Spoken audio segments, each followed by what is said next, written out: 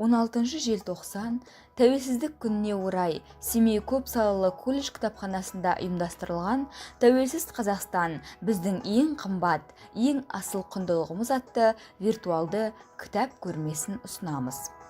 Мақсаты ата-бабамыздың тәуелсіздік жолындағы ерлігін үлгі етіп, өз отанын сүюге, еліне, халқына қызмет етуге тәрбиелеу. Тәуелсіздікке жету жолы мен дамуы жайында жазылған кітаптарды насихаттау.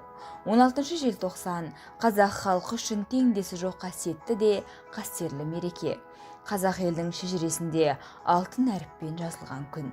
Міне, бүгін тұғырлы тәуелсіздігімізге 29 жыл толып отыр. Осы жылдардағы табыстарымыз да ұшан теңіз.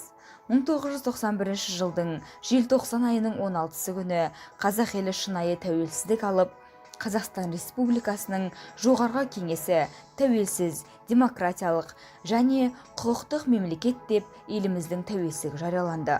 1991 жылдың 1 желтоқсанында президент сайлауы болып, қазақ елінің тұңғыш президенті Нұрсұлтан Әбішұлы Назарбаев сайланды. Республика тарихында халық саналы түрде өзінің тағдырын сеніп тапсырып, өз басшысын сайлады. 1992 жылы 4 маусымда тәуелсіз еліміздің жаңа рәміздері мемлекеттік ту, елтаңба және әнұран бекітілді. Енді назарларыңызға колледж кітапханасының оқу залында жасалған кітап көрмесін ұсынамыз.